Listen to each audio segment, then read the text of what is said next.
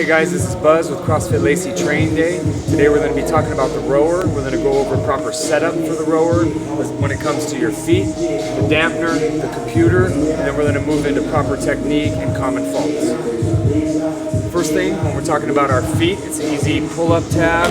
I can slide this either direction. When you're setting this up for yourself, you want to get the ball of your foot on this raised pad. It's really important that I set this up correctly, so when I drive off with my feet, I'm not driving up and then back. If I have this set up too low, my initial action is pushing me up before my legs extend and drive me back. So I want to have that set up correctly, so when I have my feet in, all of my force is pushing me straight back. All right, talking about setting our dampener. If I slide that all the way up to a 10, what that's doing is allowing more air to get pulled in and slow down that flywheel. If I put that all the way down at a 1, that's restricting how much air is going in so that flywheel stays at a higher speed. So we suggest starting anywhere between 4 and 7. Things to take into account are maybe how large you are. If you're 6'2", 215-pound guy, don't start with that on a 4, start with that on a 7. You might even go above that. Really, when rowing, it comes down to what you're comfortable doing. Just know that if you have it at a 4, that flywheel isn't going to slow down as fast as at a 7. So that means you're going to be a little bit more explosive out of the bottom, probably have a few higher strokes per minute. If I have that at a 7, I won't be as explosive out of the bottom. I won't have as many strokes per minute, but again, it comes down to what you're comfortable doing. All right, talking about our computer. First thing I'll do is I'll hit that menu back button, get the computer turned on. Once it comes on, I'll have several options. What we're going to choose today is the Just Row. The screen that comes up gives me my total time rode, my 500 meter split time, my total meters rode, and then my strokes per minute. What I want you to stay cognizant of and thinking about is that 500 meter split time. If you know what your best 500 meter split time is, normally when you're rowing, I want you to try to hold a consistent pace. Let's say that your 500 meters is it's a 2-minute pace. That's what you hold. So when you're rowing, as a coach, I shouldn't come by and see a 140, a 215, a 220, a 2. A 140, I want to see a consistent 2 right in that range. Find out what that feels like, know what that feels like, so that when you need to step it up, you can gauge off your pace. Next thing we're talking about is our strokes per minute. When you're first starting out and you're rowing, just as when you're doing a clean or you're doing a snatch, the strokes per minute is kind of your weight when it comes to the rower. So when you're a new rower, you're going to be staying between that 18 to 22 strokes per minute.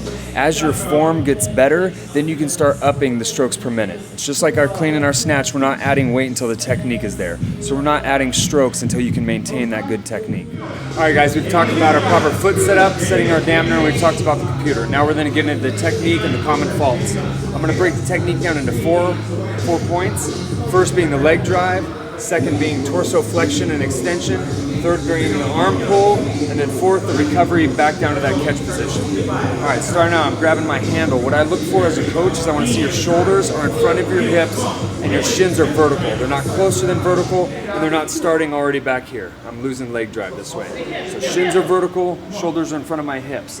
As you drive out with your legs, my torso starts to go into extension. Once I hit that 1 o'clock position, I start with the arm pull. It's really important with that arm pull, I have a neutral flat wrist. That'll ensure that I'm not rowing up to my chin. I'm not having any flexion or extension in the wrist. I'm letting those arms quick release out so that it starts that motion back in. Okay? Common faults that I see are improper timing on the way out along with the way in. So on the way out, you can see an early arm bend. On the way back in, you can see an early leg bend. And the arms have to travel up and around your legs. All right, think just like a clean or a snatch, all that power is derived from my legs and it extends through my torso to my upper body. So quarter extremity. I'm driving out. Quick release back out, it slides me back in. By letting my arms snap back out, I get away from that push-pull with my legs. So I'm driving with the legs, extend out, touch my chest, sliding back into that good catch position. I'm not over-rounding and extending to reach that machine. I'm staying in a good, strong position. Driving out, extending back in. When you're rowing, I'd like to see the distance or the time that it takes you to drive out, it takes twice that to get back in. So if it takes you a half second to row to that extension, then it takes you a full second to come back in. All right, so as I row out, take a breath, slide back in.